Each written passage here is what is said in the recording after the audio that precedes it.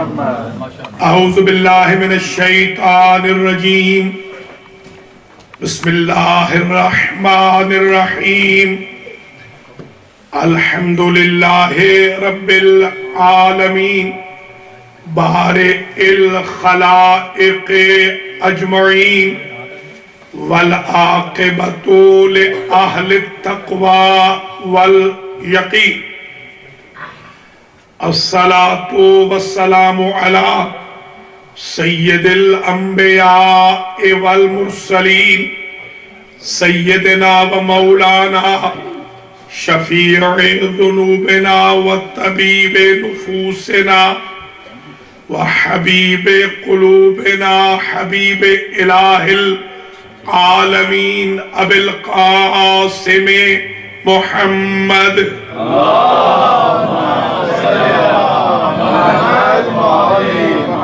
ثم الصلاة والسلام على أهل بيته الطيبين الطاهرين المعصومين المنتجبين الذين أذهب الله عنهم الرجس وطهرهم تطهيرا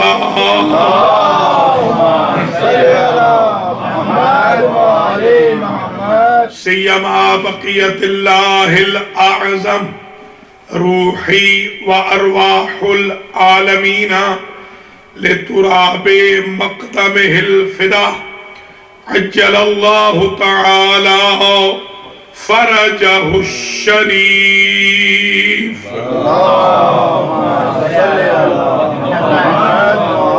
واللعنة الدائمة الباقية على أعدائهم أجمعين من يوم ظلمهم إلى قيام يوم الدين أما بعد فقد قال الله سبحانه وتعالى في كلامه المجيد وفرقانه الحميد وهو أصدق الصادقين بسم الله الرحمن الرحيم ومن يخرج من بيته مهاجرا إلى الله ورسوله ثم يدركه الموت فقد وقع أجره على الله صلوات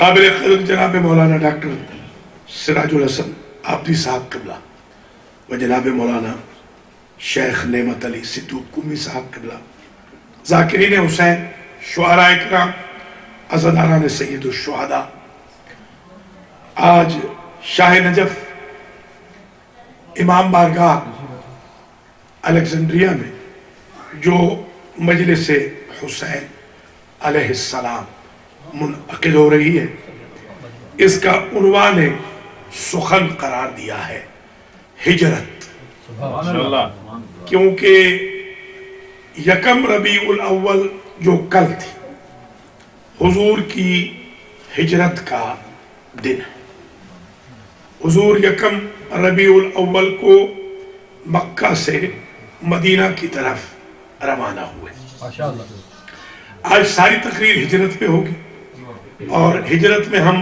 آج یہ بحث کریں گے کہ ہجرت کی کئی اقسام ہیں ایک ہجرت بدن کی ہوتی ہے ایک ہجرت روح کی ہوتی ہے ایک ہجرت واجب ہوتی ہے ایک ہجرت حرام ہوتی ہے ایک ہجرت مستحب ہوتی ہے ایک ہجرت مکروہ ہوتی ہے ایک ہجرت آپشنل ہے مباح ہے ہجرت کی اقسام ہے ایک ہجرت مکانی ہے ایک ہجرت زمانی ہے ایک ہجرت ہے ایک شہر سے دوسرے شہر کی طرف ایک ہجرت ہے ایک حالت سے دوسری حالت کی طرف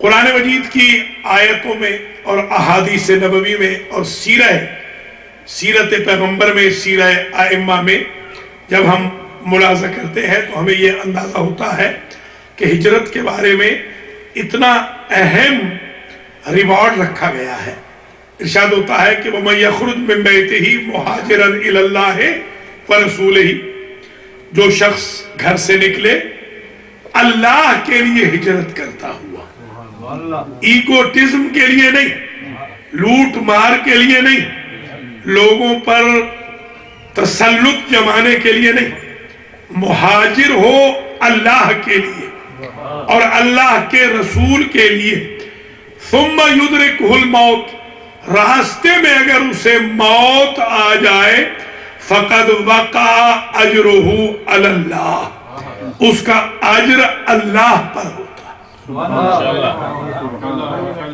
اس کا ذمہ دار خدا ہے۔ میں اس کی مثال یوں دوں گا کہ اگر اس کے ذمے کسی کا قرض ہے تو قرض اللہ ادا فرمائے گا، اس لیے کہ اس کا یہ اجر ریوارڈ اللہ پہ ہے۔ اگر کوئی کم و کاس اس کی زندگی میں رہ گئی ہے تو اس کو فلفل بھی خدا فرمائے گا، اس لیے کہ جب اس نے اللہ اور رسول کے لیے ہجرت کا سوچا، اللہ نے اس کو معاف کرنے کا سوچ لیا، فقد وقع اجرہ علی اللہ۔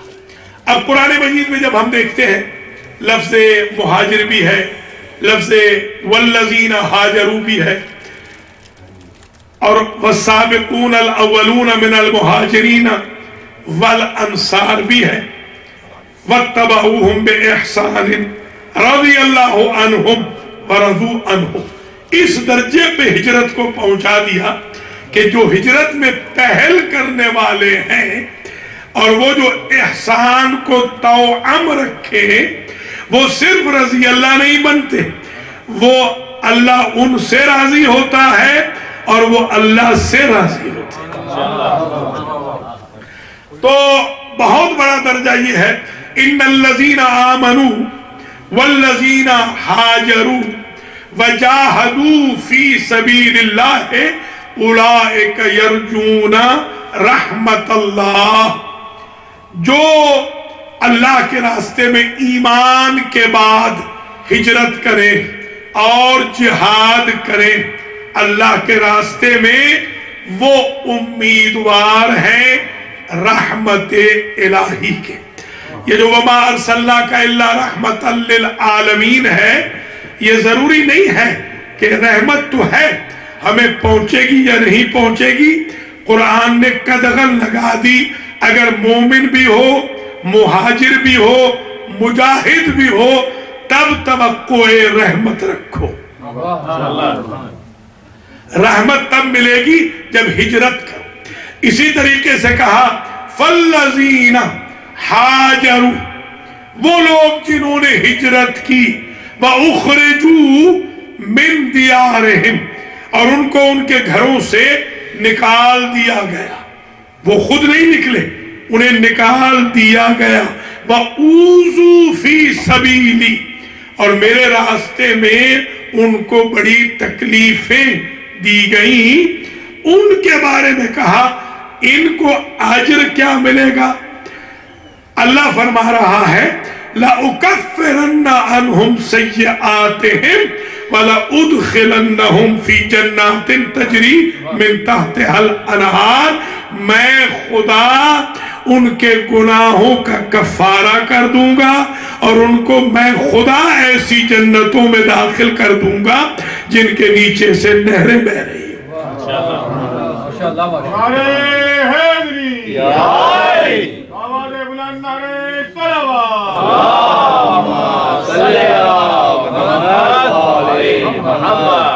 والذین آمنوا وہاجروا وجاہدوا فی سبیل اللہ، وہ لوگ جو مومن ہوئے، مومن ہیں، مومن تھے، آمنوا ماضی کا صیغہ ہے، وہ لوگ جو مومن تھے، وہ لوگ جنہوں نے ہجرت کی، وہ لوگ جنہوں نے اللہ کے راستے میں جہاد کیا، والذین کے ساتھ کہا آووا ونصروا، اور انہوں نے میرے پیغمبر کو اپنے ہاں پناہ دی، ونصروا، صرف پناہ ہی نہیں دی، مدد بھی کی ہے، اولئک هم المؤمنون حقا، یہ حقیقی مومن ہے۔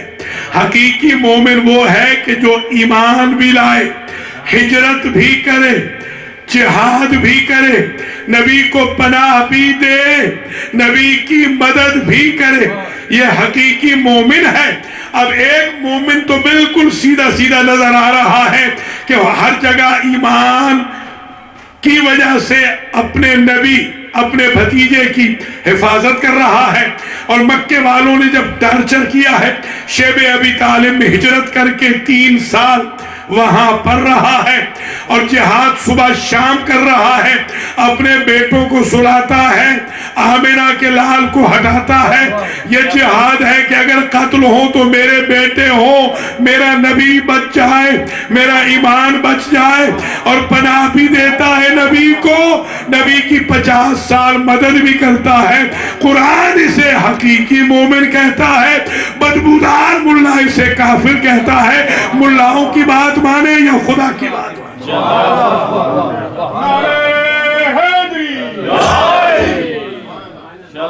اور جمع کا صیغہ رکھ کے بتا دیا کہ وہ اکیلا نہیں ہے، اس کا پورا خاندان ہے شیب ابی طالب میں جو نبی کو پناہ دیتا ہے۔ میں نے ایک روایت دیکھی تھی کتب اہل سنت میں کہ جب حضور تشریف لائے مدینے میں ہجرت فرما کر، تو سب سے پہلے حضرت ابو ایوب انصاری رضی اللہ تعالی عنہ کے گھر میں آپ نے قیام فرمایا۔ اب یہ اہل سنت نے اس بات کو عجیب لکھا ہے کہ جیسے ہی 90 دن کا قیام تھا 3 مہینے کا، جب حضرت جانے لگے 3 مہینے کے بعد، تو حضرت نے کہا اے ابو ایوب انصاری، اب یہ جملے پہ ذرا غور کیجئے گا، ہاتے الیہ قلمن و دواتن و قرطاسا اکتب لکا جواز الجنہ، اے ابو ایوب انصاری ہمارے لیے کاغذ قلم دوات لاؤ، ہم تمہیں جنت کی رسید لکھ دیں۔ ایک تو ہمیں بھائیوں سے یہ پوچھنا ہے کہ جب لکھنا پڑھنا جانتے نہیں ہیں تو قلم دوات کاہے کے لیے مانگ رہے ہیں؟ اور اگر آپ نے یہ تسلیم کر لیا کہ نبی لکھنا بھی جانتے تھے، پڑھنا بھی جانتے تھے، قلم دوات یہاں منگوا رہے ہیں، ابو ایوب سے کہہ رہے ہیں، تو ایک بات طے ہو گئی، حضور جس کے گھر میں رہے 3 مہینے اس کو تو حضور جنت کی رسید دیتے ہیں، جس کے گھر میں 50 سال رہے ہیں کیا وہ جنت کا مستحق ہی نہیں؟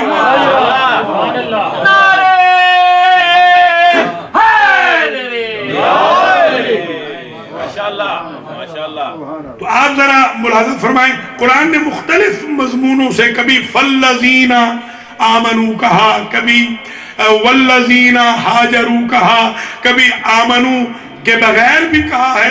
وَالَّذِينَ هَاجَرُوا، وہ لوگ جنہوں نے ہجرت کی اور انہوں نے اللہ کے راستے میں اپنے اموال، اپنی جانوں کے ساتھ جہاد کیا ہے، اولئک اعظم درجۃ عند اللہ، ان کا درجہ اعظم ہے۔ میں حیران ہوں، انہیں اعظم نہیں کہتے، ان کو اعظم کہتے ہیں جن کو ہجرت کے مفہوم کا علم نہ تھا۔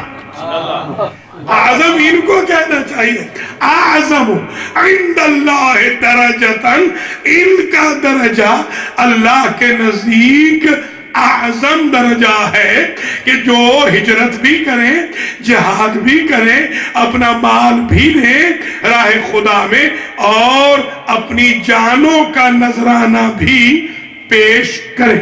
اب قرآن نے کہا فَآمَنَ مَعَهُ لوط، حضرت لوط کے بارے میں کہ وہ ایمان رکھتے تھے، ایمان لائے تھے ابراہیم علیہ السلام پر۔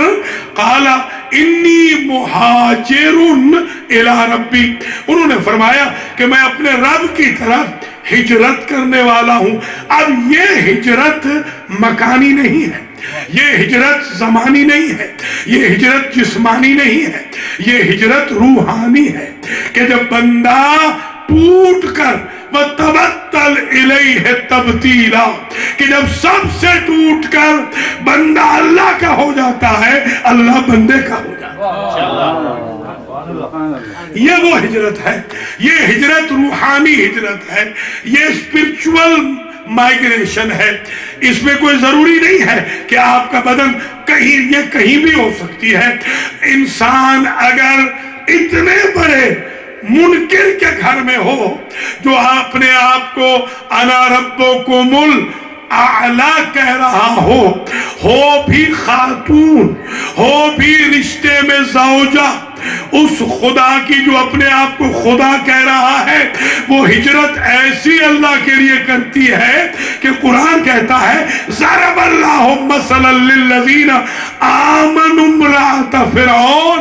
قیامت تک کے لیے مومنین کے لیے اگر کوئی رول ماڈل ہے تو آسیہ زن فرعون. آپ نے مولانا فرمایا اب یہ ہجرت ہے جو گھر میں فرعون کے رہ کے ہو رہی ہے، اور ایک ہجرت ہے نبی زیادہ ہجرت کر رہا ہے جو حرام ہے. وہ ابلیس کے کہنے پہ جو ہجرت ہے کہ سگا بیٹا آدم علیہ السلام کا سگے بیٹے کو آدم علیہ السلام کے قتل کر رہا ہے، یہ ہجرت حرام ہے. یہ ابلیس کی فالوئنگ کی ہجرت ہے. یہ جب تک قتل بے گناہوں کا ہوتا رہے گا یہ ہجرت بھی حرام ہوگی، قتل بھی حرام ہوگا، اور قاتل کا حشر و نشر اسی قابیل کے ساتھ ہوگا. جب اللہ نبی زادے کو نہیں بخش رہا تو غلام زادے کو قتل حسین میں کیسے معاف کر دے؟ کچھ مولانا فرما رہے وہاں تو رشتہ داری ہے نا، یہاں تو رشتہ داری ہے ہی نہیں. یہ تو بڑھائی جاتی ہے رشتہ داری. ویسے اگر ہم رشتہ داری کی بات کریں تو ہم سبھی آپس میں کزن ہیں، ہم سبھی آپس میں رشتہ دار ہیں. یہودی بھی ہمارے کزن ہیں، کرسچن بھی ہمارے کزن ہیں، وہ تو سارے ہی رشتہ دار بنتے ہیں اگر بنی آدم کے اعتبار سے بنایا جائے. تو آپ ذرا دیکھیں وہ ہجرت جو آدم کے بیٹے نے کی قابیل نے، وہ ہجرت ایمان سے ہجرت تھی کفر کی طرف. ایک چیپٹر قائم کیا ہے علماء اخلاق نے کہ الہجرت الی الکفر بعد الاسلام، یہ اکبر کبائر میں سے ہے، بڑے گناہوں میں سے یہ گناہ ہے، بڑے کبیرہ گناہوں میں سے یہ گناہ ہے کہ انسان مسلمان ہو اور وہ کفر اختیار کر لے. اب آپ کو سوچنا ہوگا، آپ کسی معجزے کے انتظار میں نہ بیٹھے رہیے گا. اگر معجزے کے ساتھ بچنا ہوتا تو قابیل کبھی قاتل نہ بنتا.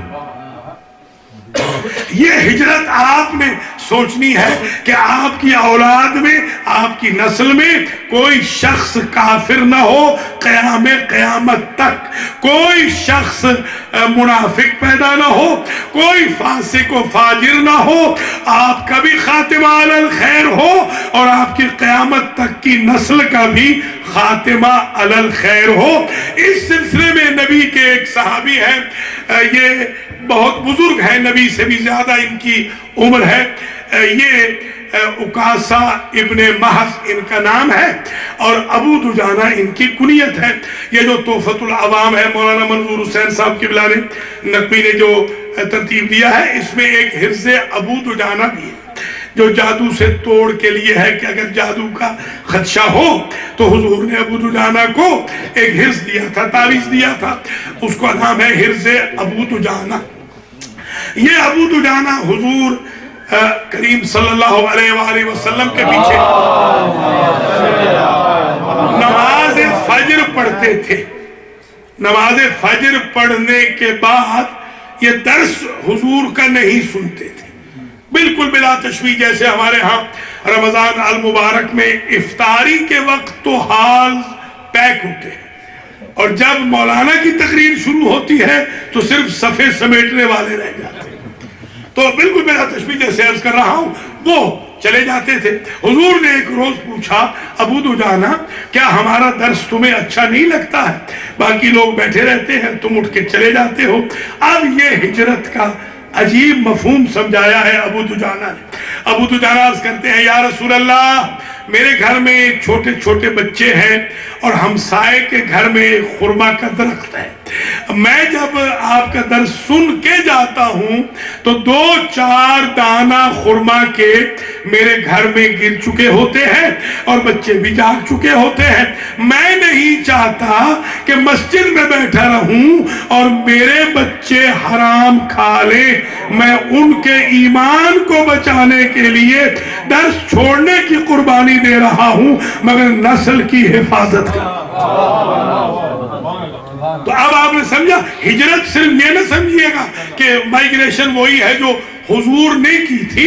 مجھے اور آپ کو بھی ہجرت درپیش ہے اور وہ یہ ہے کہ ہم نے ایمان کی طرف ہجرت کرنی ہے, ہم نے تقوی کی طرف ہجرت کرنی ہے. جیسے قرآن کہتا ہے وَرَبَّكَ فَكَبِّرْ, سورہ مدثر میں آواز دی, اے میرے حبیب اپنے رب کی تکبیر کہہ, وَثِيَابَكَ فَطَهِّرْ, اور اپنے کپڑوں کو پاک رکھ, وَالرُّجْزَ فَاہْجُرْ, اور بت پرستی سے ہجرت کر میرے حبیب. یہ حضور کو نہیں کہا جا رہا, حضور سے کوئی خدشہ نہیں ہے کہ حضور بت پرست ہو جائیں گے, ہم سے خدشہ ہے. افرائیت من اتخذ الہہ ہوا, میرے حبیب آپ نے نہیں دیکھا ہے یہ لوگ جو لا الہ الا اللہ بھی پڑھ رہے ہیں یہ عبادت کرتے ہیں اپنے ایگوٹزم کی. بعض اوقات انسان اپنی انا پرستی میں اتنا انوالو ہو جاتا ہے کہ انا کے اوپر توحید کو بھی قربان کر دیتا ہے, رسالت کو بھی قربان کر دیتا ہے, امامت کو بھی قربان کر دیتا ہے. ہم نے وہ مضبوط ہجرت کرنی ہے کہ ہمارے اوپر زلزلے آ جائیں مصائب کے مگر عقیدہ بھی خراب نہ ہو, عمل بھی خراب ہو. لہذا آپ ملاحظہ فرماتے ہیں کہ وَأُولُو الْأَرْحَامِ بعضهم اولا ببعض فی کتاب اللہ من المؤمنین والمہاجرین. جب احکام سمجھائے ہیں قرآن نے کہ حق دینا چاہیے سب کا, جو اولو الارحام ہیں ان کا حق زیادہ قریبی ہوتا ہے, رشتہ دار جو ہوتے ہیں, تو اس میں بھی یہ دونوں کا ذکر کیا کہ مومنین کو بھی کہا پھر مہاجرین بھی کہا, کہ کوئی یہ نہ سمجھے, انصار یہ نہ سمجھ لے کہ جو مہاجر آئے ہیں مکے کے ان کو حق ادا نہیں کرنا. بلکہ میں تو حیران ہوں, جو پہلی ہجرت ہوئی ہے حضور کریم نے فرمائی ہے, اس میں آپ نے دیکھا کہ حضور نے انصار مدینہ سے کہا کہ مہاجر جو آئے ہیں ان کو شیلٹر کی ضرورت ہے, مہاجرین کو پیسے کی ضرورت ہے, مہاجرین کو رشتوں ناتوں کی ضرورت ہے. حضرت نے ارشاد فرمایا تم اپنے مال کو تقسیم کرو, ہر بھائی جس کو میں جس کا بھائی بنا رہا ہوں وہ تقسیم کرے مال کو, آدھا مال مہاجر کو دے دے, آدھا مال اپنے پاس رکھے. ایمان سے بتائیے, ہم امام زمانہ کے لیے خمس میں آدھا نہیں کہہ رہے ہیں, ہم تو 5واں حصہ کہہ رہے ہیں. پہلی صدی ہجری کا مہاجر اور انصار والا اتنا متدین تھا کہ ایک بندہ ایسا نہ تھا انصار میں جس نے آدھا مال مہاجر کو نہ دیا ہو. ہمارے ہاں 90% لوگ وہ ہیں جو 5واں حصہ خمس کا ادا نہیں کرتے. ہم کس طرح دعویٰ کر سکتے ہیں اگر آج زمانے کے امام آ جائیں اور صرف یہ کہہ دیں جس نے خمس دیا ہے اور صحیح مصرف کیا ہے وہ مکے پہنچ جائے, تو 90% لوگ وہ ہوں گے جو ہاتھ ملتے رہ جائیں گے, اس لیے کہ انہوں نے وہ ہجرت کی ہی نہیں ہے جو امام زمانہ کے ساتھی کی ہجرت. ہم ویسے تو سر بڑا جھکا دیتے ہیں, عجل اللہ تعالی فرجہ الشریف, ہمارے سر تو جھکتے ہیں مگر ہمارے دل نہیں جھک رہے. ہمارا سر تسلیم تو خم ہوتا ہے مگر مال امام زمانہ کی خدمت میں پیش نہیں کیا جاتا. ہم اپنے ایگوٹزم پر ہجرت کی اسٹیمپ نہیں لگا رہے ہیں. آپ پہلی صدی ہجری کے مسلمانوں کو دیکھیے کتنی تکلیفوں میں وہ گزرے ہیں مگر انہوں نے کلمہ حق کو بلند کیا اور نبی کریم کا ساتھ دیا. تبھی تو بار بار قرآن کہہ رہا ہے ماتو او قتلو, لَيَرْزُقَنَّهُمُ اللَّهُ رِزْقًا حَسَنًا۔ یہ مہاجر اپنی موت مر جائیں یا جہاد کرتے ہوئے شہید کر دیے جائیں، ان کو اللہ رزق حسن عطا کرتا ہے۔ آپ نہیں دیکھتے، آپ پڑھتے ہیں نا اللہم ارزقنا حج بیتک الحرام وزیارت الحسین علیہ السلام۔ تو رزق صرف مال ہی کا نام نہیں ہے، حج خود رزق ہے، زیارت حسین خود رزق ہے جو اللہ مہاجر کو عطا کرتا ہے۔ انشاءاللہ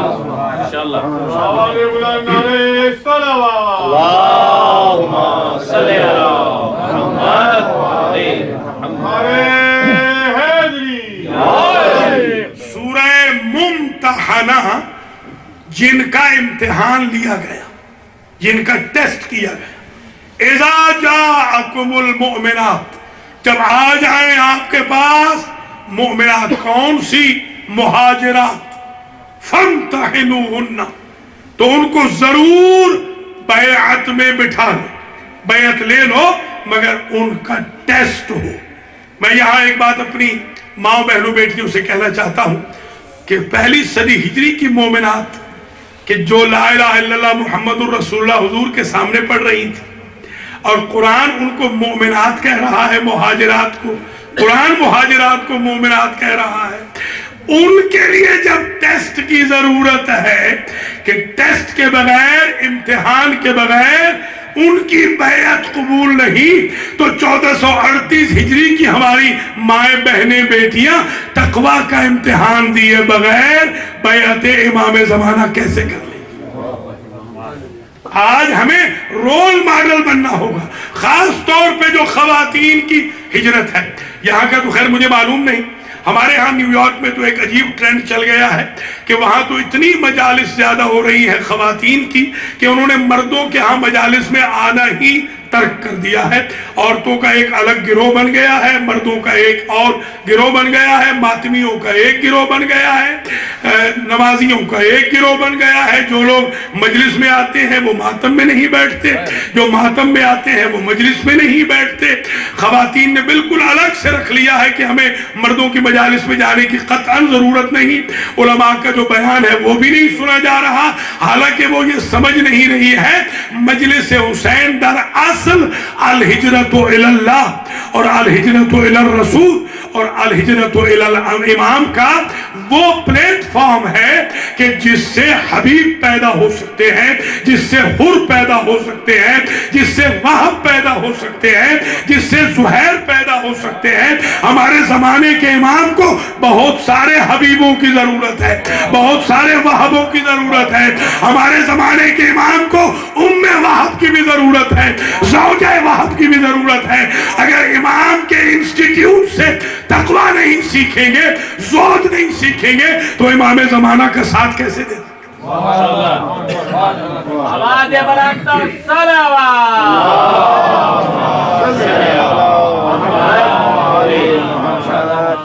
آپ ذرا ملاحظہ فرمائیں کہ اللہ فرما رہا ہے کہ وَاصْبِرْ عَلَى مَا يَقُولُونَ، لوگ حضور کو برا بھلا کہتے ہیں، آج ہمیں برا بھلا کہتے ہیں۔ جو کلمہ حق کہتا ہے اس کو برا بھلا کہا جاتا ہے، جو کہے گا نماز پڑھو اس کو آ گیا بڑا نمازی کہیں کا۔ جی ہاں، قرآن پڑھو مثال کے طور پر آ گیا بڑا قاری قرآن۔ آج سارا جو لوڈ ہے برا کہنے کا وہ علماء کے خلاف، طلبہ کے خلاف۔ اس وقت حضور سامنے بیٹھے ہوئے تھے، حضور کو برا بھلا کہتے تھے، کبھی شاعر کہا، کبھی مجنون کہا، کبھی کذاب کہا، کیا کیا نہیں کہا قرآن میں آپ دیکھ سکتے ہیں، نعوذ باللہ من ذالک۔ تو حضور کو جب لوگ برا بھلا کہتے تھے اللہ تھپکی دے رہا ہے، اللہ فرما رہا ہے وَاصْبِرْ میرے حبیب عَلَى مَا يَقُولُونَ، جو یہ غلط بیانیاں کرتے ہیں آپ صبر کرتے جائیں۔ کیا کیسے صبر کریں؟ وَاهْجُرْهُمْ حَجْرًا جَمِيلًا، انہیں چھوڑنا بھی ہے نا میرے حبیب تو لڑائی کر کے نہیں چھوڑنا، ایروگینٹ ہے، اگنورینٹ ہے، خامخواہ ریونج پہ اتر آئیں گے۔ ان کو چھوڑنا بھی ہے تو اسمائلنگ فیس سے چھوڑیے، پیار سے چھوڑیے، تاکہ یہ دین کے دشمن نہ بن جائے۔ دیکھیں اللہ غور فرمائے کیا طریقہ ہے، تبلیغ کا کہ اگر آپ کے دشمن بن بھی گئے ہیں تو ان کو دین کا دشمن نہ بننے دیجئے، آپ صبر کرتے جائیے، آپ اپنے خلق عظیم کو دکھاتے جائیے۔ جو آج آپ پر الزام لگا رہے ہیں کل انہی کی اولادیں اشہد ان محمد رسول اللہ کہیں۔ تو ایک ہجرت یہ بھی ہے کہ جو لوگوں کی تکلیفوں سے ہجرت کر۔ میں نے عموماً یہ دیکھا ہے، اللہ تعالیٰ مجھے معاف کرے، آج کل ہماری جو مجالس کا ٹرینڈ ہو گیا ہے وہ یہ ہو گیا ہے کہ بالکل میں کسی جگہ کی بات نہیں کر رہا ہوں، جو میرے ساتھ ہو رہا ہے ڈیلی بیسس پہ، جیسے ہی مجلس ختم ہوتی ہے مجلس کی قبولیت سمجھتے ہیں ہم غیبت کو، کان ایک دوسرے کے کان لگ جائیں گے اور غیبتیں شروع ہو جائیں گی۔ پورا سال انتظار ہوتا ہے ایام اذا آئے تو ہم دشمنیاں نکالیں گے، ایام اذا آئے تو ہم لیگ پولنگ کریں گے، ایام اذا آئے تو ہم انجمن بازی کریں گے، ایام اذا آ جائے تو ہم فلاں کی مجلس کو فیل کریں گے، فلاں کی مجلس کو پاس کریں گے۔ آپ ایمان سے بتائیں، اتنا مقدس انسٹیٹیوٹ جو آپ کو ملا ہے، آپ میں تو ہر دوسرے بندے کو سلمان ہونا چاہیے تھا، بوزر ہونا چاہیے تھا۔ نماز کے وقت میں 2-4 لوگ مل رہے ہیں، کہیں کہیں جمعے کا کورم پورا نہیں ہو رہا، قرآن مطلقاً رکھ دیا جاتا ہے کہ ایام اذا میں کیا کام ہے قرآن کا۔ آپ زیادہ بیزی ہیں یا شہدائے کربلا زیادہ بیزی تھے؟ وہ جو کربلا والے تھے، عاشور کی شب میں، حسینی خیام میں کوئی خیمہ ایسا نہ تھا جس سے قرآن کی آواز بلند نہیں ہو رہی تھی۔ ہمیں یہ ہجرت کرنی ہوگی، ہمیں یہ ساری فرسودہ روایات کو ترک کرنا ہوگا۔ ہم جس کو دین سمجھ کے بیٹھے ہیں یہ دین نہیں ہے، دین یہ ہے ان الصلاۃ تنہی عن الفحشاء والمنکر۔ نماز کی قبولیت کی دلیل یہ ہے کہ جب آپ کا گناہ پہ دل نہ کرے تو سمجھے نماز قبول ہو گئی ہے۔ مجلس حسین کی قبولیت کا اسٹینڈرڈ یہ ہے جب کسی بھی یزید کی ایکٹیویٹی میں آپ کا دل نہ لگے تو سمجھو حسین راضی ہو گئے۔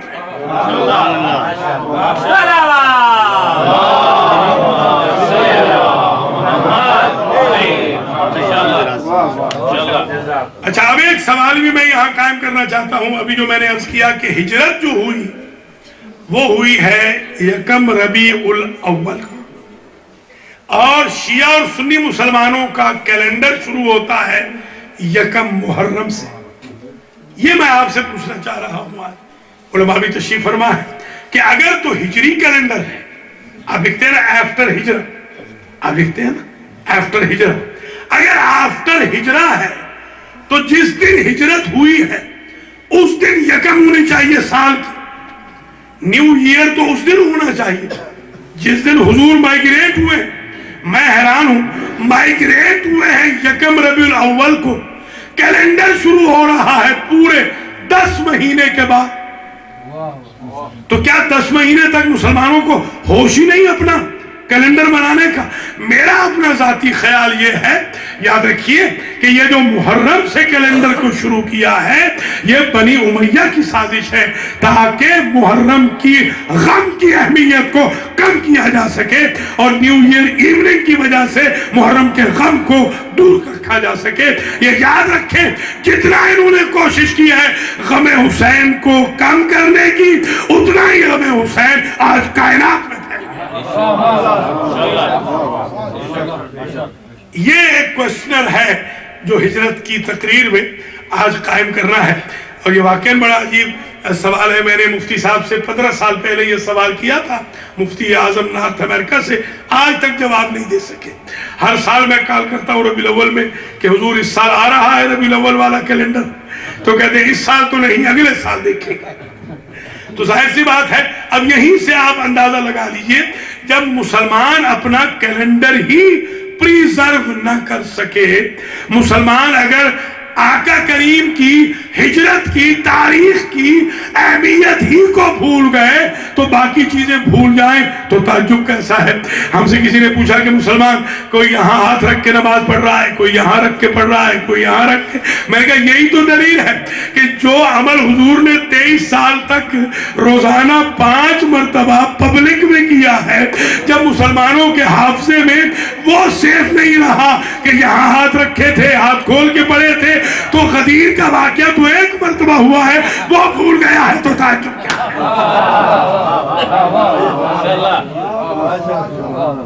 تو آپ ذرا ملاحظہ فرماتے چلیں یہ چیزیں جو میں آج آپ کی خدمات عالیہ میں ہجرت کی عرض کر رہا ہوں. اب ذرا یہ بھی سن لیجئے کہ ہجرت جو دراصل جو ہجرت ہے، یہ جو امیگریشن ہے، مائگریٹ ہونا ہے، آپ سب ماشاءاللہ مائگریٹ ہو کر اس ملک میں آئے ہیں. کیوں؟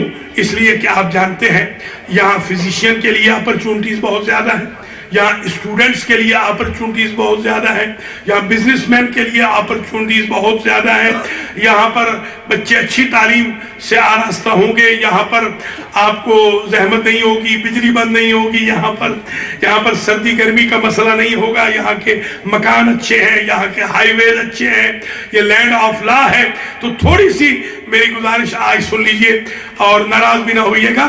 اگر آپ نے اپنے اس بدن کے لیے جس نے فنا ہو جانا ہے اچھے ملک میں ہجرت کا سوچا ہے، تو کبھی اپنی روح کے لیے بھی سوچا ہے جس نے ہمیشہ باقی رہنا ہے، اسے بھی تو آل محمد کے ملک میں لے جائیے نا. انہیں آل محمد کی ٹیکٹری بھی لے جائیے.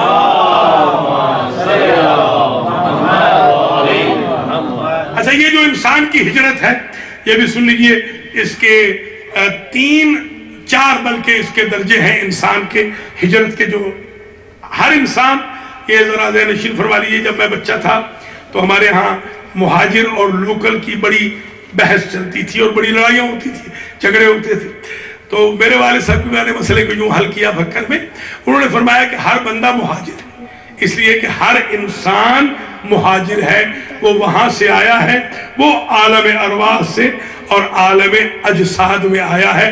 کوئی بندہ ایسا نہیں جو مہاجر نہ ہو.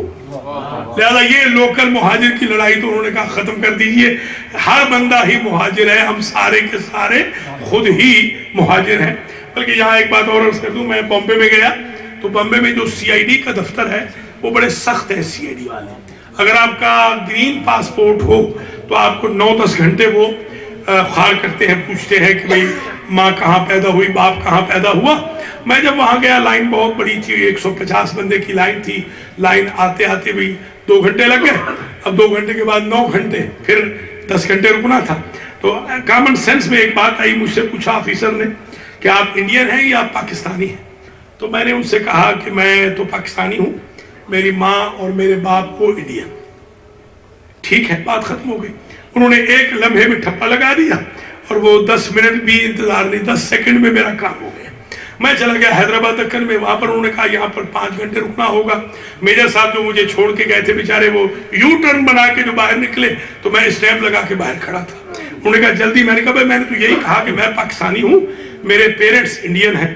تو اب بڑے پریشان ہوئے. جب مجالس میں نے پڑھ لی حیدرآباد دکن میں تو رضا آغا صاحب قبلہ تھے رحمت اللہ علیہ، انہوں نے مجھ سے پوچھا، انہوں نے مجھے حضور آپ یہ بات سمجھ نہیں آئی، ہمیں تو پتہ چلا کہ آپ تو پنجابی ہیں، آپ کے ماں باپ بھی پنجابی ہیں، تو آپ نے یہ کیسے فرمایا؟ میں نے کہا اس وقت حضور پاکستان بنا ہی نہیں تھا، تو اماں بابا تو انڈین ہی ہوئے. تو یہ کامن سینس استعمال کرنا چاہیے مومن کو.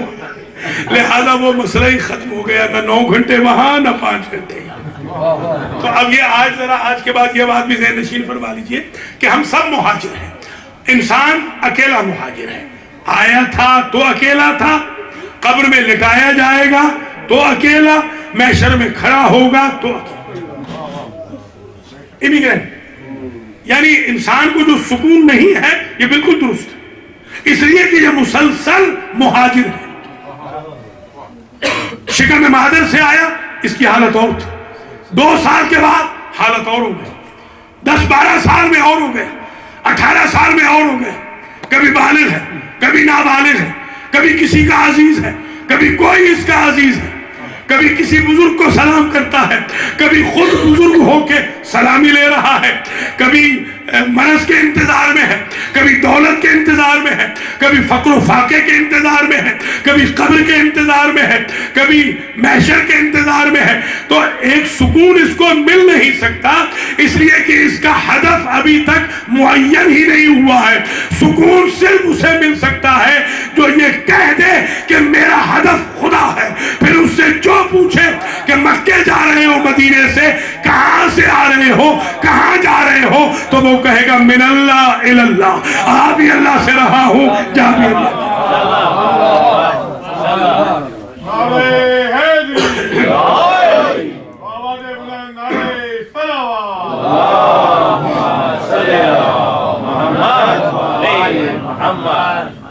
اب آپ نے ملاحظہ فرمایا کہ انسان کی جو حیات کے مرحلے ہیں وہ 4 ہیں۔ سن لیجئے، یہ ہجرت کے مرحلے ہیں انسان کے۔ پہلا مرحلہ من الحق الی الخلق، بندہ اللہ کی طرف سے آیا ہے اور مخلوق کی طرف آیا۔ جب بندہ آتا ہے اس ہجرت پر بندہ روتا ہے، خود بچہ روتا ہے، اور اس کے ماں باپ اور رشتہ دار ہنستے ہیں کہ ہمارے گھر میں نعمت آ گئی، ہمارے گھر میں رحمت آ گئی، وہ جشن منا رہے ہیں، یہ رو رہا ہے۔ کبھی آپ نے سوچا کہ اس ہجرت پہ کیوں رو رہا ہے؟ انسان کا ایک مزاج ہے جہاں پر کچھ عرصے کے لیے اگرچہ رینٹ کے مکان میں نہ رہا، جب اس کی لیز ختم ہوتی ہے اس مکان کو چھوڑنے کو اس کا دل نہیں کرتا۔ کبھی وہ دیواروں کو دیکھ دیکھ کے وہ لمحے یاد کرتا ہے۔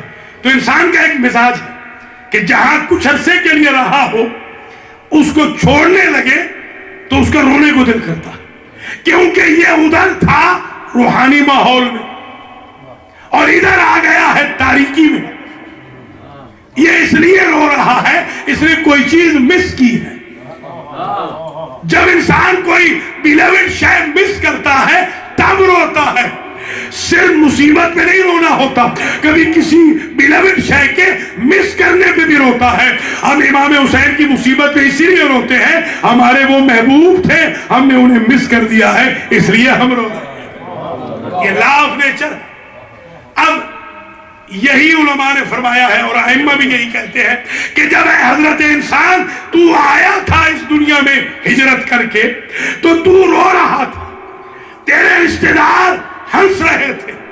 دنیا سے جب تو جائے، قبر میں جب تجھے لٹا رہے ہو تو رشتہ دار رو رہے ہو، قبر میں تو مسکرا رہا ہو۔ ایسے زندگی گزار کے جا۔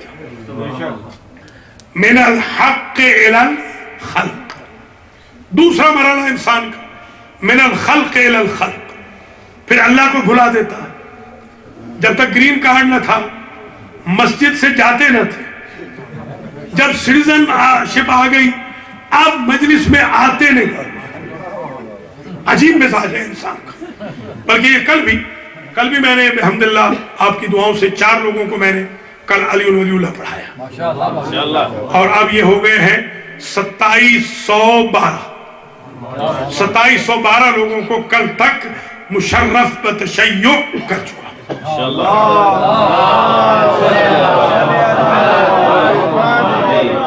تو کچھ تو ایسے بھی میرے دوست ہوتے ہیں ہمارے اپنے جو محرم میں ملتے ہیں، تو میں ان سے کہتا ہوں کہ بھائی انشاءاللہ اگلے سال ملیں گے۔ کہتے ہیں ارے حضور ایسا کیا، سال گزر جاتا ہے۔ میں کہتا ہوں میں دیکھا آپ نے، میں نے غلط تو نہیں کہا تھا، پورا سال آپ نہیں ملے۔ کچھ ایسے مہاجر ہیں جو صرف محرم میں اپنی ہجرت سے نقاب کشائی فرماتے ہیں۔ اللہ اکبر۔ نہ ان کو جمعہ یاد ہے، نہ ان کو جماعت یاد ہے۔ علماء تشریف فرما ہے، حضور کی یہ حدیث خدا کی قسم جب سے پڑھی ہے دل کرتا ہے کوئی نماز انڈیویجول نہ پڑھی ہے۔ حضرت فرماتے ہیں ید اللہ علی الجماعت، لوگوں جماعت قائم رکھو، اس لیے کہ جماعت کے اوپر اللہ کا ہاتھ سرپرستی کا ہوتا ہے۔ اگر آپ مولا علی کو ید اللہ مانتے ہیں تو پھر جماعت سے نہ بھاگیے۔ مولا علی تبھی سرپرستی فرمائیں گے اللہ کی طرف سے اگر آپ جماعت کے قائل ہوں گے۔ ہمارے یہاں ایک غلط فہمی ہو گئی ہے کہ وہ کہتے ہیں کہ بھائی جماعت تو صرف اہل سنت کے لیے، بھائی ان کا لقب ہے اہل سنت والجماعت۔ خدا کا خوف کرو، ایسے نہ مذہب کو تبدیل کرو۔ خدا را یہ چھوٹے چھوٹے معصوم بچے سمجھیں گے کہ ہمارے یہاں جماعت ہے ہی نہیں۔ جی ہاں جی ہاں وہ جو ول پڑا ہوا ہے وہ تو غریب شام نے ڈالا تھا. تو آپ خدا رہا ایسی چیزیں ید اللہ علی الجماعت. بس تقریر آخری مرحلے میں آ رہی ہے تو آپ ذرا یہ بھی ملاحظہ فرماتے چلیں کہ یہ جو ہجرت ہے، ہجرت من الخلق الی الخلق. اب اللہ بھول گئے، نہ نماز، نہ جمعہ، نہ جماعت، نہ قرآن، نہ صلہ رحمی، نہ علماء کی خدمت میں بیٹھ کے شرف تلمذ، نہ کوئی کلمہ خیر، نہ امر بالمعروف، نہ نہی عن المنکر. اب خلق ہی خلق. بس صبح سے شام سوچ رہے ہیں محل کیسے بڑا ہو، مکان کیسے بڑا ہو، گاڑی کیسے اچھی ہو، یہ کیسے ہو، وہ کیسے ہو، بینک بیلنس کیسے بڑھے. اب بس خلق سے خلق. پھر تھوڑے سے جب تھک گئے، مزمحل ہو گئے، قوا غالب، اب عناصر میں اعتدال کہاں. جب آنکھوں نے دیکھنا بند کر دیا، اینکیں لگ گئی، جب کمر خمیدہ ہو گئی، جب گردن جھکنے لگی، جب وہ اکڑ ختم ہونے لگی، اب سوچا کہ خالق بھی تو ہے. پھر تیسرا مرحلہ شروع ہوا، من الخلق الی الحق، کہ اب حج بھی کر لو، اب نماز بھی پڑھ لو، اب مسجد امام بارگاہ بھی جانا شروع کر دو. اب کافی کچھ کر لیا ہے، اب چل جائے. در جوانی توبہ کردن شیوائے پیغمبری است، وقت پیری گرگ ظالم بھی شبد پرہیزگار. مزہ تو جب ہے کہ انسان جوانی میں توبہ کرے. جوانوں یہ وقت ہے جب تمہارا رب انتظار کرتا ہے کہ کب پردہ شب میں میرا بندہ العف کہتا ہے، کب میرا بندہ مجھ سے اپنے گناہوں کی معافی مانگتا ہے، کب میرا بندہ مجھ سے رزق مانگتا ہے، کب میرا بندہ مجھ سے اولاد مانگتا ہے، کب میرا بندہ مجھ سے حل مشکلات مانگتا ہے. یہ ہے ایج. اس ایج میں متقی پرہیزگار بنو. بڑھاپے میں تو بھیڑیا بھی متقی بن جاتا ہے. ایک ملک کا وزیر اعظم تھا، میرے ساتھ سیٹ کے ساتھ سیٹ آ گئی اتفاق سے، بائی چانس. تو وزیر اعظم تھا ملک کا، اس ملک کا. تو وہ بیلٹ باندھنے لگا. میں نے کہا کہ حضور آپ کو تو بیلٹ کی کیا ضرورت ہے، آپ تو ملک کے وزیر اعظم ہیں، یہ تو قانونی آپ کا چل رہا ہے. تو انہوں نے کہا نہیں حضور یہاں تو باندھنا ہی پڑتا ہے. میں نے کہا کہ اس کا مطلب یہ ہے کہ جہاز کے اڑتے وقت آپ بھی متقی ہو جاتے ہیں، تو وہاں پریشانی میں تو آدمی متقی ہوتا ہے. مولا علی سے کسی نے پوچھا کہ یہ فرمائیے، یہ ہجرت ذہن میں رہے کہ ہم اگر ہجرت کرنا چاہیں اللہ کی طرف تو کیا کریں. آپ نے فرمایا 5 کام کر لو، خود بخود اللہ کے ہو جاؤ. الورع عند الخلوت، جب کوئی نہ دیکھ رہا ہو تو گناہ نہ کرو. کوئی سمجھے؟ کوئی جب نہ دیکھ رہا اس وقت گناہ نہ کرو. وَالْقَزْمُ الْغَيْظِ عِنْدَ نَائِرَةِ الْغَضَبِ، جب غصہ پیک پہ ہو، پیک پہ، تو غصہ کرنا کمال نہیں ہے. مولا فرماتے ہیں غصے کو پی جانا کمال ہے. مولا علی کا یہ جملہ نہج البلاغہ میں یعرف المرء عند الغضب. مولا فرماتے ہیں اگر انسان کو پہچاننا ہے تو غصے میں پہچان. غصے میں انسان کی حقیقت کھل کے سامنے آ جاتی ہے کہ یہ انسان بول رہا ہے یا جانور بول رہا ہے. غصے. بس تقریر یہاں آخری مرحلے میں آ گئی. انسان کو خیال آیا کہ من الخلق الی الحق، ادھر بھی جانا ہے. اور چوتھا مرحلہ جو اولیاء اللہ کا مرحلہ حیات ہے، من الحق الی الحق. ہم آئے بھی حق کی طرف سے تھے، جائیں گے بھی حق کی طرف. مخلوق ہمارے اور اللہ کے درمیان حائل نہیں ہو سکتی. یہ ہے وہ نفس مطمئنہ کی منزل. یا ایتھا النفس المطمئنہ ترجعی الی ربک راضیۃ مرضیہ، انا للہ و انا الیہ راجعون کہنے کا حق ان. بس تقریر یہاں اختتام پذیر ہو رہی ہے، مگر ہجرت کا ایک اہم ایشو رہ گیا. شب ہجرت میں 2 سینیریو ہمارے سامنے. ایک ہے حضور کا سینیریو کہ وہ تشریف لے گئے ہیں غار میں. اذ ہما فی الغار، قرآن کہتا ہے اذ اخرجہ الذین کفروا، نکال دیا تھا کافروں، ہجرت. اور اذ ہما فی الغار، غار میں تشریف فرما تھے. اور یقول لصاحبہ لا تحزن ان اللہ معنا، حضور کا ساتھی رونے لگا اور حضور نے فرمایا اللہ ہمارے ساتھ. ایک یہ سینیریو ہے کہ رحمت للعالمین غار میں موجود ہیں، اور معرفت کا عالم یہ ہے کہ وہاں ساتھ والا رو رہا ہے. اور ایک سینیریو وہ ہے کہ رحمت للعالمین نہیں ہے، آنکھ بھی بند ہے. سوتے میں مولا علی 40 تلواروں سے ڈر نہیں رہے. مولا علی کہتے ہیں میں تو کبھی ایسا سویا ہی نہیں جیسے تلواروں کے سائے میں سویا ہوں، اس لیے کہ یہ عشق رسالت کا سونا تھا. ایک ہجرت ادھر ہو رہی تھی، ایک ہجرت ادھر ہو رہی تھی. ادھر ہجرت تھی حضور کی رحمت کی اور ساتھ میں بزدل کی، ادھر ہجرت تھی شجاع روزگار کی. اور اب قرآن نے آواز دی وَمِنَ النَّاسِ مَن يَشْرِي نَفْسَهُ ابْتِغَاءَ مَرْضَاتِ اللَّهِ وَاللَّهُ رَءُوفٌ بِالْعِبَادِ، کہ بندوں میں ایک بندہ وہ بھی ہے کہ جو ایک رات میں سو گیا اور سو کر اللہ کی مرضی لے گیا. ہمارے لوگ بڑی غلط فہمی کا شکار ہو جاتے ہیں، نعوذ باللہ من ذالک. بعض تو یہ کہتے ہیں کہ بس علی کے بعد مرضی آ گئی، اللہ مرضی سے خالی ہو گیا. استغفر اللہ ربی واتوب. بھیا اگر یہ کہتے تو رضی اللہ عنہ کی فیکٹری قیامت تک کیوں چلتی رہتی؟ اگر قیامت تک رضی اللہ عنہ کی فیکٹری چل رہی ہے کہ رضی اللہ عنہ المؤمنین آج بھی ہے، تو اللہ کے پاس تو رضا ہے. اللہ کی ذات نے مولا علی کو رضا دے کر سورس بتایا ہے کہ اگر کسی کو رضی اللہ بننا ہو تو ہجرت کی شب کے بعد ڈائریکٹ نہیں بن سکتا، اب علی کے تھرو ہی آئے گا رضی اللہ بننے والا. تو اب مولا علی علیہ السلام وہاں سو گئے اور 40 کے 40 سورما ساری رات کہتے رہے ہاذا محمدنا نائم، یہ ہمارا محمد سو رہا ہے. آپ ایمان سے بتائیں، انہوں نے تو گھٹنیوں چلتے ہوئے دیکھا تھا نبی کو بھی اور علی کو بھی، تو یہ 40 کے 40 سورما کیسے خلط و ملط کر گئے، کیسے بھول گئے؟ تو میں تو یہ سمجھا ہوں کہ جب ہے یہ ہستیاں چادر سے باہر ہوں تو ان کے قدم میں حجم میں اختلاف ہوتا ہے، چادر میں آ جائے تو کلنا محمد ہوتے. وہاں مولا علی ساری رات. اچھا ایک سوال پیدا ہوتا ہے کہ کسی اور کو کیوں نہ سلایا؟ تو کچھ مجبوریاں تھی.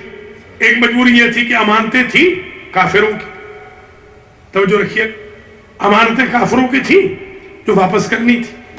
تو کسی اور کو سلا دیتے تو وہ شاید اٹھتا ہی نہ.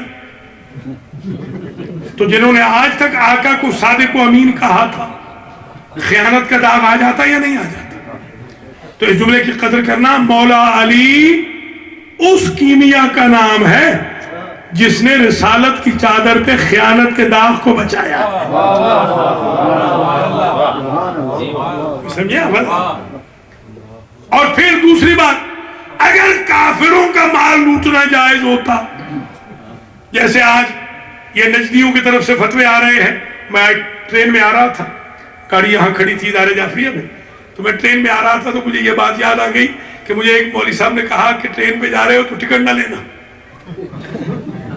ٹکٹ کے میں نے کہا کیوں؟ کہنے لگے یہ یہودیوں کی ٹرین ہے. میں نے کہا وہ مسلمانوں کی امانتیں تھیں جن کے لیے علی جیسے بھائی کی جان کا رزق برداشت کیا نبی نے. ہم نے تو نبی کی سیرت سے یہ سیکھا ہے بھائی کہ اگر کسی کافر کی امانت میں خیانت جائز ہوتی تو رحمت للعالمین علی جیسے بھائی کی جان کا رزق برداشت نہ کرتا. ہمارے اسکول آف تھاٹ میں یہ نہیں ہے. الحمدللہ ہم امین نبی کے امین امتی ہیں، امین اماموں کے امین ماموں. تو ایک تو یہ ٹیکنیکلی مجبوری تھی. دوسری مجبوری ایک اور تھی کہ بی بی عائشہ کہتی ہے کہ نبی جب آتے تھے گھر میں تو ان کی پیشانی میں سے ایک نور ساطع ہوتا تھا. جتنی میری گم شدہ چیزیں ہوتی تھی میں ڈھونڈ لیتی تھی. اور ابو لہب نے کہا میں نے جاسوس رکھے ہوئے تھے، بعد میں نے ان سب کو فائر کر دیا کہ بلا وجہ پیسے کھلا رہا ہوں. جس جگہ سے میرا بھتیجا گزرتا ہے اس سے تو کئی دن تک خوشبو آتی رہتی، تو پتہ چلتا رہے گا کہ گزرا ہے کہ نہیں گزرا. جاسوسوں کی کیا ضرورت. تو دو چیزیں سمجھ میں آ گئی، بدن میں نبی کے تھی خوشبو، پیشانی میں تھا نور. کسی صحابی کے ہاں نہ نور تھا نہ خوشبو تھی، اس لیے علی کو سلایا تھا. اور آج علی بن کے نہیں سوئے، آج محمد بن کے سونا تھا. تو محمد بن کے وہی سوئے جس کا ضمیر بھی محمد جیسا ہو، خمیر بھی محمد جیسا ہو.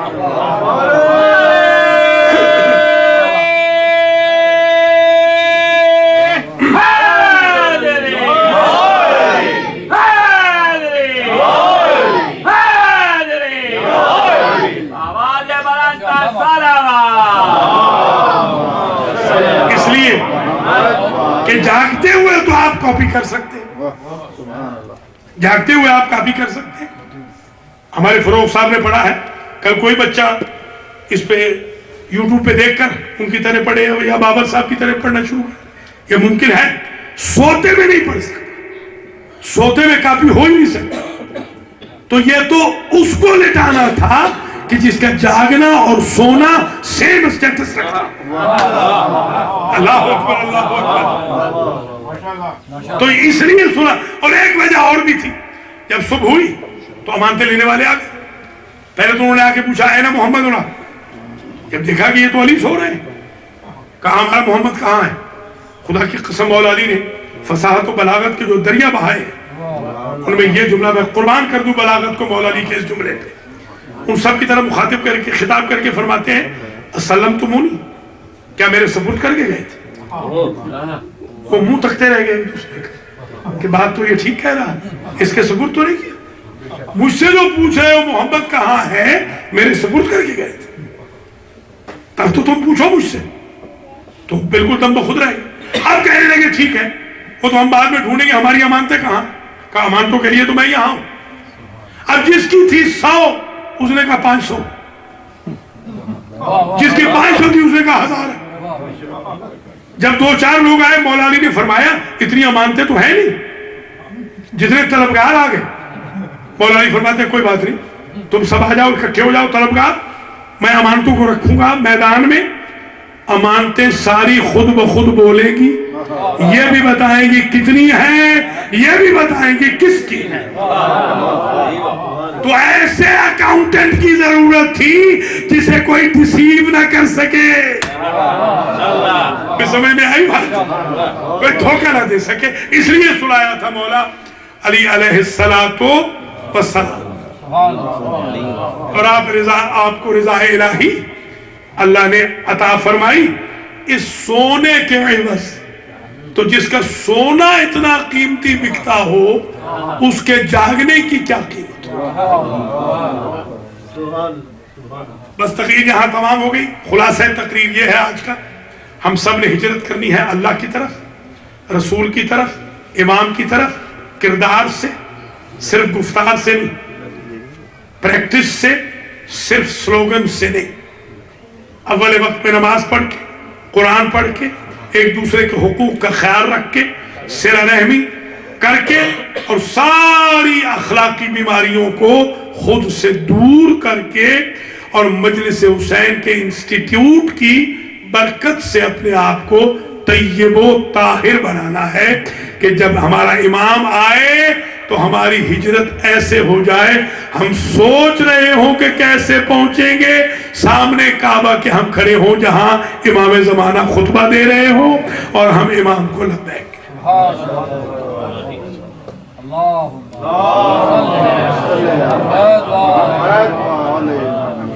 حضور کو اللہ نے 2 نواسے دیے تھے. امت نے اجر رسالت یہ دیا کہ ایک نواسے کے جنازے پر تیر تھے، دوسرے کا جنازہ تیروں پر تھا. آج آپ سبت اکبر کا غم منانے آئے ہیں اور شاہ نجف میں آج جیسا کہ انتظامیہ نے بتایا ہے تابوت بھی برآمد ہوگا۔ یہ جو تابوت آپ نکالتے ہیں یہ الگ ساخت کا، اس زمانے میں عرب میں یہ رواج نہ تھا۔ سریر ہوتی تھی، اس کو قلیم کہتے ہیں، قاف لام یا میم، اور پڑھتے ہیں گلیم، قاف کو گاف پڑھتے ہیں۔ وہاں گلیم ہوتی تھی جس کو ہم اہل پنجاب چارپائی کہتے ہیں، سریر چارپائی پہ جنازہ رکھ کے لے جایا جاتا تھا، تخت پہ، اس کی دیواریں نہیں ہوتی تھی۔ آج جب آپ تابوت برآمد کریں گے تو دیواریں ہوں گی، اگر لکڑی کی دیواریں ہوں تو تیر کا زور کچھ لکڑی کی دیوار ختم کرے گی اور کچھ شہید کو لگے گا۔ میں قربان جاؤں، وہاں دیواریں نہیں تھی، جو تیر آتا تھا سیدھا قلب فاطمہ پہ لگتا تھا۔ جو تیر آ رہا تھا وہ بطول کے جگر کو پارا پارا کر رہا تھا۔ کائنات میں صرف ایک جنازہ ہے اولین و آخرین میں کہ جو 2 مرتبہ گھر سے نکلا، اور جو زہر میرے مولا کو دیا گیا وہ زہر ہلاہل تھا۔ اس کا تجربہ پہلی مرتبہ ہوا ہے فاطمہ کے لال پر، بعد میں تو زہر ملتا رہا ہلاہل، مگر جو زہر امام حسن کو دیا گیا اس کا نام ہے ہلاہل۔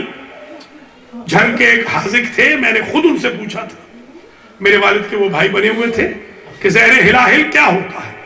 تو انہوں نے فرمایا تھا کہ اگر ندی میں ڈال دیں تو مچھلیاں مر جاتی ہیں۔ یہی وجہ ہے کہ جگر کے ٹکڑے کٹ کٹ کے سبط اکبر کے باہر، یہ کوئی کم تکلیف تھی؟ زہر ہلاہل دیا تھا انگوروں میں، فاطمہ کے بیٹے کا جگر کٹ کٹ کے تشت میں گر گیا تھا، مگر جو ظالموں نے برتاؤ کیا، جن کا کوئی حق نہ تھا وراثت میں حضور کی بابت، ان کو تو دائیں بائیں دفن کرنے کی اجازت دی، اور جو مکمل وارث رسول تھے نہ ماں کا جنازہ دفن ہونے دیا۔ آج تک یہی معلوم نہیں کہ فاطمہ کا مزار کہاں ہے۔ اللہ اکبر۔ اور سبط اکبر کے جنازے کو واپس کر دیا ہوتا تو بھی ہم نہ اتنا زیادہ ماتم کرتے، نہ تابوت نکالتے۔ ہمیں ارمان تو یہ ہے کہ تیروں سے بھر کے بھیجا ہے۔ جب حسین ابن علی آئے ہیں، دروازے پہ بی بی زینب کھڑی تھی، کہا بھیا بھائی کا جنازہ واپس کیوں آ گیا؟ فرماتے ہیں باقی تفصیلات بعد میں پوچھنا، پہلے میرے ساتھ مل کے بھائی کے جنازے سے تیر نکلوا لے۔ دونوں بہن بھائی دیگر مخدرات، دیگر بھائی میرے مولا کے تیر نکالنے میں مصروف تھے کہ ایک مرتبہ حسین ابن علی کی چیخ نکل گئی۔ بی بی زینب نے پوچھا بھیا آپ رو تو پہلے بھی رہے تھے، اس چیخ کا مطلب کیا ہے؟ کہا بہن زینب مجھے ایک وقت یاد آ گیا، آج تمہیں بھائی کے جنازے سے تیر نکالنے کی اجازت ہے، کربلا میں کوئی تمہیں اجازت نہ دے گا، مجھ غریب کے بدن سے تیر نکالو۔ ایک مرتبہ تیر نکالے گئے اور میرے مولا کے کفن کے اوپر کفن ڈالا گیا اور مولا کو دفن کیا گیا۔ میں ہاتھ جوڑ کے کہوں گا لا یومک یومک یا ابا عبداللہ، اے مولا حسن آپ کی بڑی غربت ہے، آپ کی بڑی ہمیں تکلیف ہے، اس لیے کہ تیروں میں جنازہ تھا، مگر ایک بات کہوں گا آپ کا غسل بھی ہو گیا، کفن بھی ہو گیا، دفن بھی ہو گئے، کربلا میں کوئی نہ تھا جو فاطمہ کے لال حسین غریب کو دفن کرتا۔ 3 دن تک تپتی رہتی پہ جنازہ پڑا رہا۔ آخری جملہ التماس دعا، جب میں پہلی مرتبہ ایران گیا زمانہ طالب علمی میں اور میں نے امام رضا علیہ السلام کے روضے کو دیکھا تو کئی کلومیٹر دور سے امام کے روضے کا جو طلائی گنبد ہے وہ چمکتا ہوا نظر آتا ہے۔ جب رات ہوتی ہے تو آسمان سے باتیں کرتا ہوا طلائی گنبد ہے جو لائٹیں ہوتی۔ میں نے کہا مولا آپ کسی زمانے میں غریب ہوں گے، آج تو آپ غریب نہیں۔ پھر میں نے کتابوں میں دیکھا تھا مولا علی بڑے غریب ہو گئے تھے، ایک کنویں کے پاس جا کے کہتے تھے فاطمہ کے بعد اے کنواں میں بڑا غریب ہو گیا ہوں، تو میری غربت کی کہانی سن۔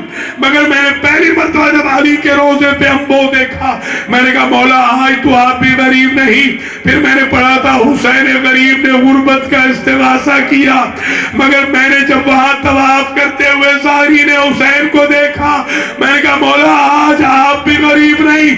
مگر جب میں بقیع میں گیا مدینہ گیا تو مجھے جو غریبوں کی فہرست ملی ان میں ایک بطول ہے, ایک حسن ہے, ایک زین العابدین ہے, ایک باقر العلوم ہے, ایک جعفر صادق ہے.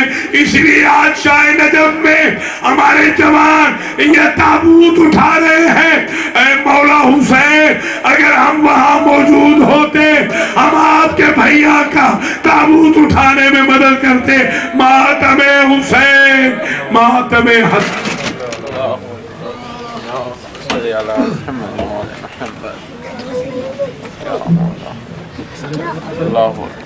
حسین یا حسین یا حسین یا حسین یا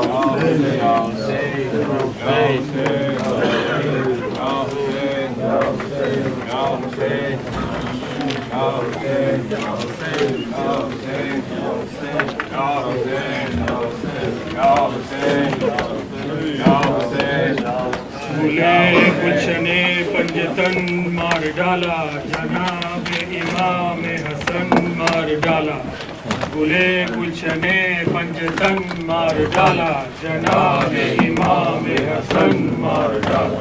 امامت کا دوسرا چراغ مار ڈالا جناب امام حسن مار ڈالا. امامت کا دوسرا چراغ مار ڈالا جناب